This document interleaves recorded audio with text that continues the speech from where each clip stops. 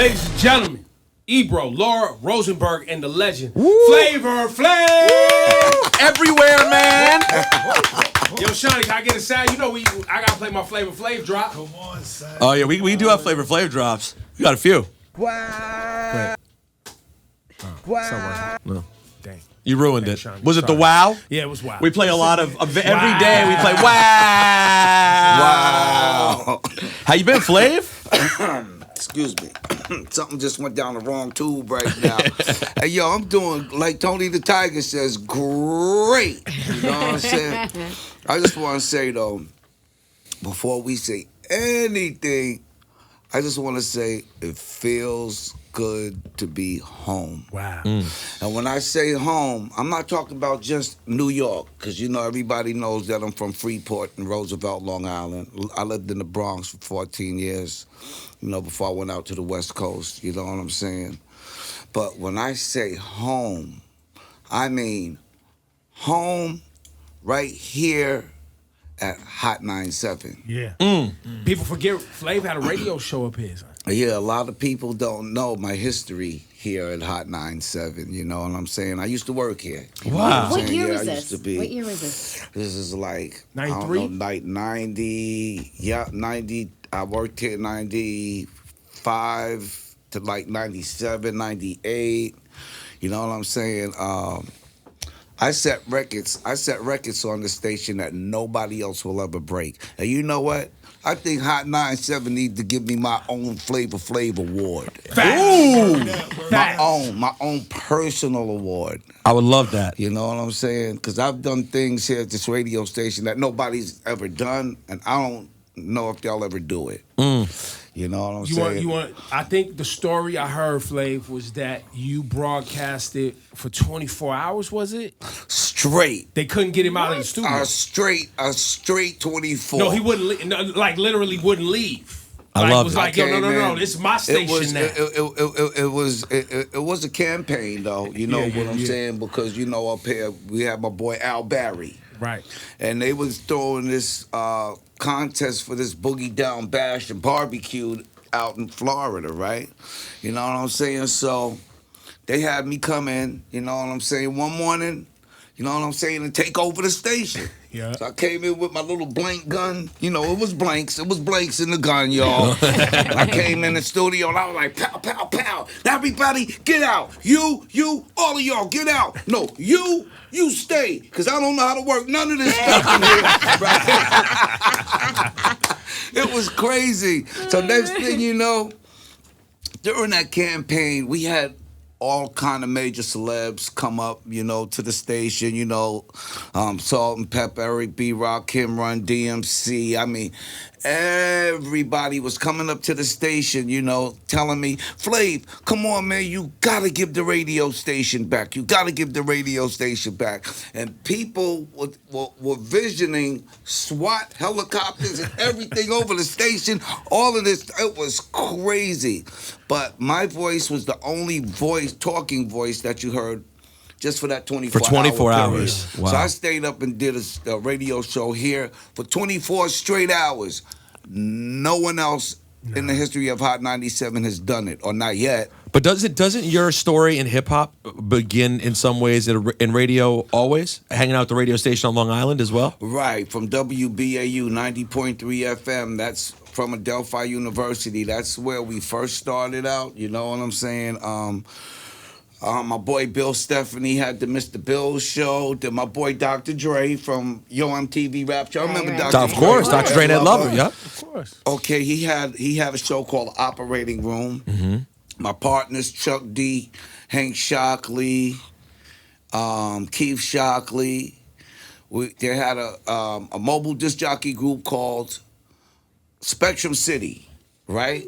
So on a radio station, they had the Spectrum City Mix Hour 1/2. And I was so funny back in those days, they decided to give me my own radio show, the MC DJ Flavor Show. MC DJ Flavor Show. Because I was an MC and a DJ. You're doing it You know all. what I'm saying? In the whole line, you know? So, yeah, man, I mean, you know, that's cool. where we started out from. You know what I'm The saying? Flavor Flav persona, the person we have come to love in hip hop, Yeah. was that forged at that time? Was that how you at BAU? Was that how you really started to get, the clock, the look, the everything? When did all of that come together? Well, around that time too, you know what I'm saying, in the whole nine. 'Cause back in the days, the fad was stopwatches. We used to wear stopwatches a long time ago. You know what I'm saying? Like an old school Casio type joint. There you go, my guy. Yeah. And there was this girl that came through our projects who had this big box of shower clocks that she had stole from a place called Fortune Off, right? I remember Fortune So Off, my boy, yeah. Son of Berserk, T.A., Son of Tony Berserk. Allen, Freeport, Long Island. Yo, that's my best friend, one Tony of my Allen. besties, So anyway. The media assassin. So he took the stopwatch off my neck and put the clock around my neck, and everybody started laughing. Ah, ha, ha, ha, ha, ha, ha. So now if you dared Flavor Flav to do something back in those days, right, I would do it. They dared me to wear that clock on the stage during the show. So when we, Public Enemy, went to open up for the Beastie Boys in Passaic, New Jersey, 1986, I wore the clock on the stage. The next morning, we got the newspaper clippings back. We was on the front page of the Daily News, Newsday, New York Post, everything. And the look of the clock was dope. Yeah. So I decided to keep it. And if y'all look at our early Public Enemy photos, you'll see my boy Chuck D was wearing a clock too. Really? In the early days, Chuck started rocking it too? Yeah, Chuck was rocking it too. And then later on, Hank was like, yo, Flav, you need to take that clock off, man. It's getting old. It's getting played out. I'm like, I'm not taking my clock off. Are you crazy? Man, I love this, Because I started a whole new genre with this doggone clock. And it was slang, too, because you was clocking, right? You was clocking Yes, because I was clocking. I was clocking. And you know what time it is, gotta know brother. what time That's it is. right. And I knew what time it was, too, How many know what clocks I'm do you think you have now in general? Only thing I can tell you is a bunch. You just have them around everywhere. A bunch, yeah, because I got them spread it all over, man. This clock has gotten me into a lot of trouble. What do you mean? Why? Huh? Why in trouble? Because there's times, man, you know what I'm saying, when I don't want to be bothered, man. I want to be chilling, man. You know what I'm saying? And people see this clock, then they come up to me, you know what I'm saying? And So do you ever take it off? Do you ever just say, I'm going to go out without the clock today? Sometimes, put it this way, no. What I do is I take my clock and I tuck it in. Okay. So go to the store really but quickly. I can't be without it. You know what I'm saying? But this clock has gotten me out of a lot of trouble too. You know what I'm saying? Bet. There was a time when I had my vet, right? I was going down the Southern State Parkway. I ain't gonna lie, I was in my vet, G, going down the Southern State Parkway doing 160. I passed by the police. Next thing you know, I look in the rearview mirror, and the police way back there. So I pull over and I wait for them. And then by the time they get up to me, they get out the car with their guns drawn and everything. And I'm like, yo, officer, yo, it's me, Flavor Flav. They was like, oh, Flav, come on, man. Putting their guns back, putting the gun back in the holster. Flav, come on, you can't be driving out here like this, man. Here, look, man, give me an autograph for my daughter, all right? And if I see you out here again tonight, Flav, I'm sorry, bro, but I'm taking your car. Now, who do y'all know that can go down the Southern State Parkway, right? 160, doing 160 in a 55-mile-an-hour zone and get away with it? Nobody. Flavor Flav. I ain't gonna try it again today though. No. Yo, Flav, I gotta tell you, man, sobriety looks amazing on you. It seems like the last few years you've really been healthy Thank you, together. man. What has that journey been like for you? Well, I ain't gonna lie, but it's been amazing so far. You know what I'm saying? It's something that I thought was gonna be hard, but once I started doing it, became more easy and easier to me. You know what I'm saying? But everybody takes sobriety, different. Everybody's body is different, you know what I'm saying? But, I smoked cigarettes since I was 6 years old. I was drinking since I was off and on since I was like 8 or 9. So when I stopped, I stopped at 52. So that means I smoked like 55 years of my life and drank 53 or something like that, you know. So it feels good right now to be able to, you know, not drink and smoke. You know, I thought it was going to be hard, but this is something that I always wanted for myself and something that my mom's always wanted for me too. You know what I'm saying? So I'm not only doing this for myself, but I'm doing this for my moms too. Not saying I'm going to be squeaky clean for the rest of my life. No. But for right now, for today, this is it. Just for today. Yeah. That's how you do it. I mean, That's dealing with addiction is a lifelong, it's a struggle. Like, Yes, it is. It's not just a like set it, forget it scenario. Like you're constantly, I'm sure, fighting that battle. Right, you know what I'm saying? I mean, back in the day, you know what I'm saying? I mean, you know, coming up, you got your peer pressure thing going on, you know what I'm saying? I feel that one of the worstest mistakes that I could make was experimenting with drugs. You know what I'm saying? Back in the day, you know what I'm saying? I'm glad that I did make it through that struggle. You know what I'm saying? I'm glad I did make it through that. It's been like close to 15 years now. You know, close to 15 years since I did drugs. You know, because coke and crack was my thing, man. I mean, man, come on, I was the king of that. Going all the way back. All the way, you know what I'm saying? In the whole nine. And that coke and crack addiction is very, very hard to beat. But God gave me the power back in the day to be able to do that. And I've learned a lot from that. So I think that the reason why God let me still be here today is because I became a mouthpiece to the world. You know what I'm saying? And there's times when I go to jails, detention centers, group homes, and I talk to people, you know what I'm saying? And I teach them about the mistakes that I made, and hopefully they'll listen to me and won't make the mistakes that I made. So I think that's why God let me still be around. You know, because he wants a lot of people to do the right things with their lives. Well, you know? and right now, even more of a blessing, you and Chuck on this Everywhere Man record. Which is Yes, out today. sir. Hey, let me tell you how this record came to be, family. You know, being that I'm everywhere. I mean, I'm all over the dog. Everywhere. Place, you know, Yeah. Chuck was like, yo, man, you should do a record about you being everywhere.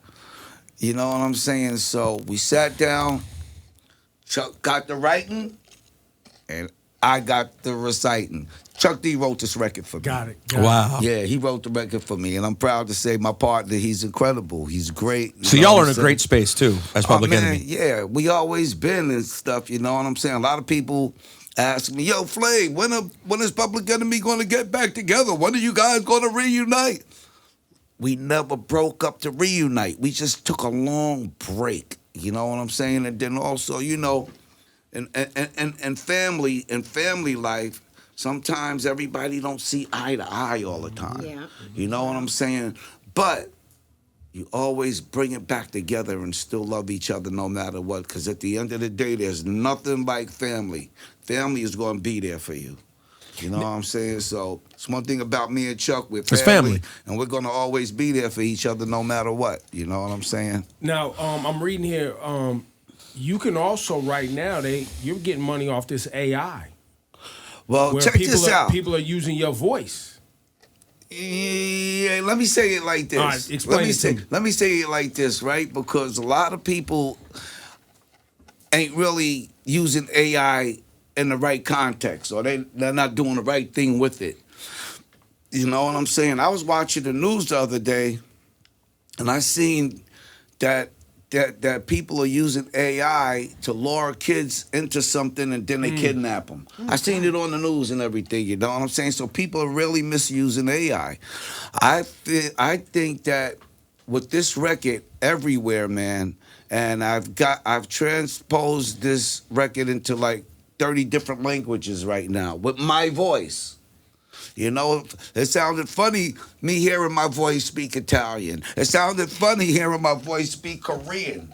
You know what I'm saying? Wow. It sounded funny hearing my voice speak Chinese or Japanese. You know what I'm saying? But I feel that I'm the first one to be the example of using AI correctly. Make sense? Yeah. It's being used to actually just make your song reach more people. Yeah. But it's proper and it's endorsed by you. Right. It's not like somebody that. stole it or they're doing something malicious. Right. I mean, hey, it's crazy when you could take Dean Martin's voice and put him on Rebel without a pause. Right. But you can mess with people too. Yeah, you could. Yeah, man, crazy, man. Now here, Dean Martin is doing Rebel without a pause in his voice. And I know Chuck is like, what the hell?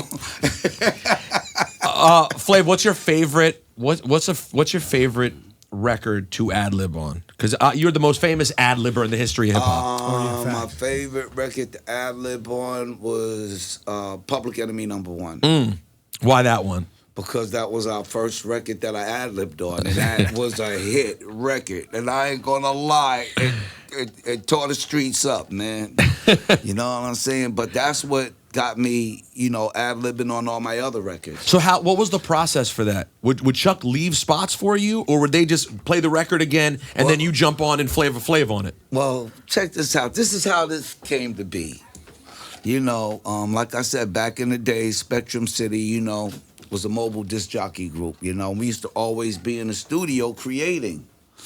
So one day I go up to the studio and I'm hearing this. So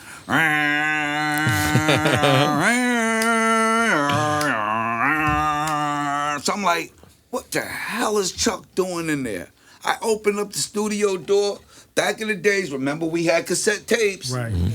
Chuck had the cassette coming out of the deck around a microphone stand and going back into the cassette deck. Ladies and gentlemen, I'm sorry to let y'all know, but that was the first loop. Chuck D created that. How did he do it? I don't know. But anyway, so I told him about this guy that wanted to battle him, right? I told him that, that there was this guy named Ron D. Whaley from the Play Hard crew wanted to battle him. He said, yo, where's your boy Chucky D at, man? He swear he nice, man. I want to battle him. He don't swear he nice. He know he nice. Yo! see, there it is, right there. All these years later. So when I told Chuck that story, he was like, yo, man, that's great. Put that story on the beginning of this tape.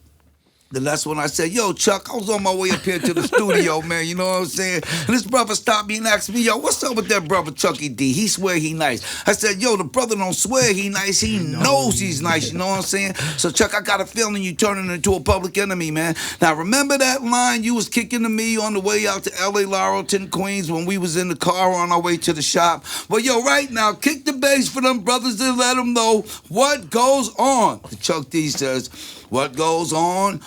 Well, I'm all in, put it up on the board. Another rapper shot down from the mouth that roared. 1, 2, 3, down for the count. The result of my lyrics, oh yes, no doubt. I was like, yo, We made that tape for the radio station for WBAU, right? It was Jam Master Jay. I miss you, Jay. God bless you. It was Jam Master Jay and my boy DMC that had me take them over to the studio to talk to Chuck, and those are the ones that talked Chuck into putting that record out on Def Jam. So after we put the record out, now it was time for us to sign. And when we went to sign, Russell Simmons, Rick Rubin, they did not want me. They only wanted Chuck. Wow. Because back in the days, remember the tone for rapping was that bass. It's like a jungle sometime. It makes me wonder how I keep from going under. So that was the style. That was the voice style, right? My voice was real high. It was peaky. It was annoying. You know what I'm saying? They did not want my voice. So Chuck D is the one that forced me down Def Jam's throat. And that was one of the greatest things that Def Jam could have did was sign me, because I ended up becoming their mascot, #1. #2, ended up becoming the most sampled voice in the history of music. Nobody's voice has ever been sampled more than Flav. When I came out with, yeah, boy, and yo, Chuck, yo, rock that shit, homie.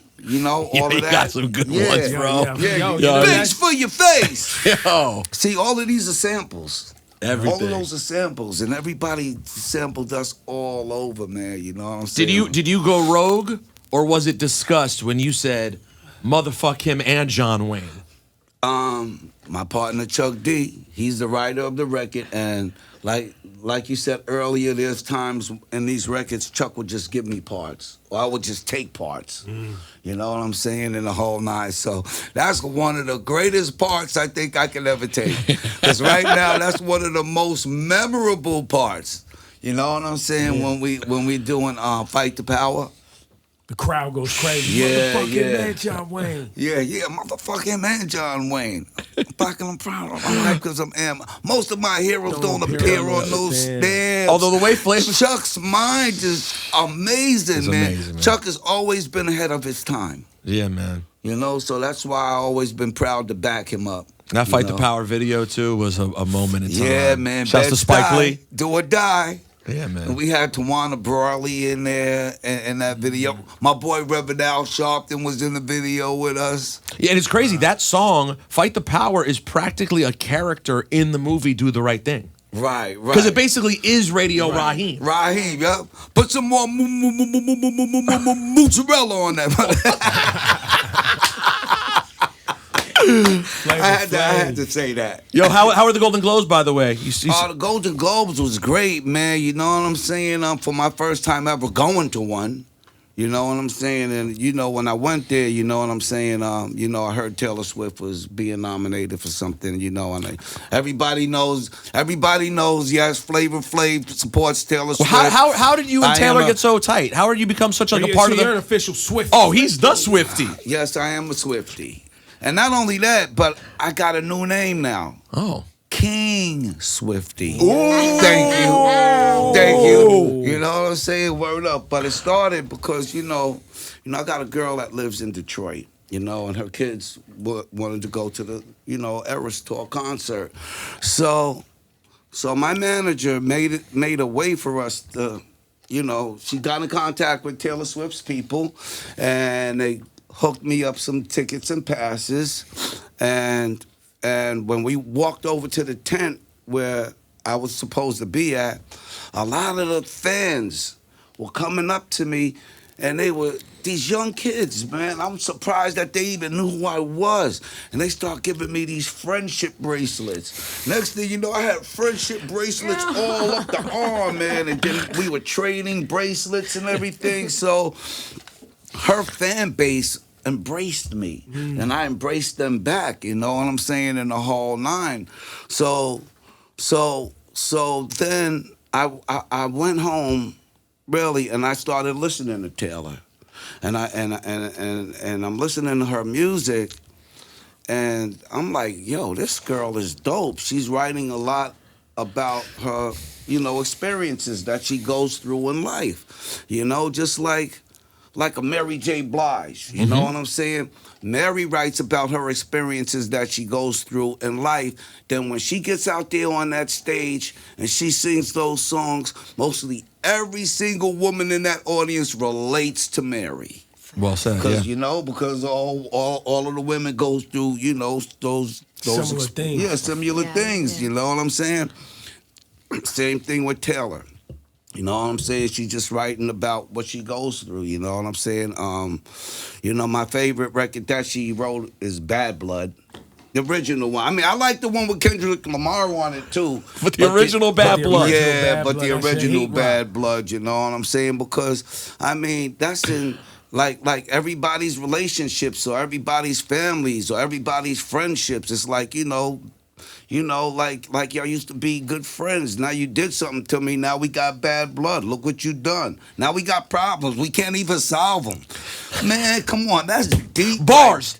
That's deep right there. And does Taylor show you love whenever you see her? Yeah, whenever I see her, you know, whenever I get to see her, whenever I can get next to her, because I ain't gonna lie, she's still like untouchable. Yeah. You know what I'm saying? But yeah, you know, so ever since I've been embracing her, you know what I'm saying, and You know, her fan base has been embracing me back and everything. Matter of fact, for Christmas, the Swifties got together and they sent me some gifts. Oh, that's dope. And all that's of that nice. stuff. King Swifty. Nice. King Yeah, Swifty, King Flavor Swifty, you Flav. know what I'm saying? So maybe the next step, if we could get you and Taylor in the same room, maybe she could coach you on the national anthem. Hey, yo, Yo. check this out. First of Full all, circle. I just want to let y'all know, right? I want to sit here and cross my heart and feel very proud to say I really do know how to sing in whole notes. No, we know. But we were You're impressed. a piano player. Like we, you're a real musician. But check this out. I said, if I'm going to do this, I'm going to make it sound like Flavor Flav is doing this. You feel me? Damn right you did. When people sing the national anthem, they put their own little twist to it. Yo, when we played your national anthem on the air, Yeah. we was actually like, nah, bro, know how to sing. No, people- Like, we was like, nah, wait, hold up. He's singing it like Flav, But but he ain't like completely missing. No. Yeah. You know people really liked it, right? It wasn't just Yeah. a ha-ha. I mean, No. it was interesting because it's you, but people thought it was really good. Like, we Yeah. enjoyed that. We want more national anthems. Wait, is that why you haven't taken the bookings? Because you think people is poking fun? Because I know the bookings are coming. I mean, they have been coming. I ain't gonna lie. I've been invited by the New York Knicks to come. You gotta do the Knicks. Knicks. The You Knicks. gotta do the Knicks. I've been invited by the Atlanta Hawks for me Gotta to go do do it. it there. Hey, the next place I do it, it's got to be the Garden. Yeah. You know what I'm saying? But check this out. Now, you know, Public Enemy, we a pro-black radical rap group and everything. You know love what you I'm for saying? it. That don't stand for the national anthem. Right. You know I what I'm didn't think saying? about that angle. But I had family members that was in World War II and went to Vietnam and all of that. They died fighting for this country. They died fighting what they believed in. So when I went to sing the national anthem, I was really singing it for them. You know, plus it was something that I always wanted to do anyway. You know what I'm saying? So let's not get. So basically, you're saying let's not but- do too many national anthems. Yeah, something saying, Flav, you got in, you did it. I think Get out. Yeah, Let's leave that alone. Let's leave that right there. yeah, you know. But honestly, I ain't scared to do it again. Well, you were great. We enjoyed it. Listen, we Thank played you. it many times. We played it in Listen, full. bro. Y'all. Listen, bro. If you say, listen, I did it one and I'm done, we're gonna support that too. Right. Either way, we support you, Yeah, man. Thank you, man. I appreciate y'all, man. Word up, man. Yo, Flavor Flav, give it up one time. Once. Make sure y'all go get that everywhere, man. You know what I'm saying? In 30 different languages. And we love you. You a legend, man. Thank you Yo, so You're much. always welcome here, Flav. Doors always open. Thank you, man. Like I said, it feels good to be back home. This is home. Home base, baby. Hot 97.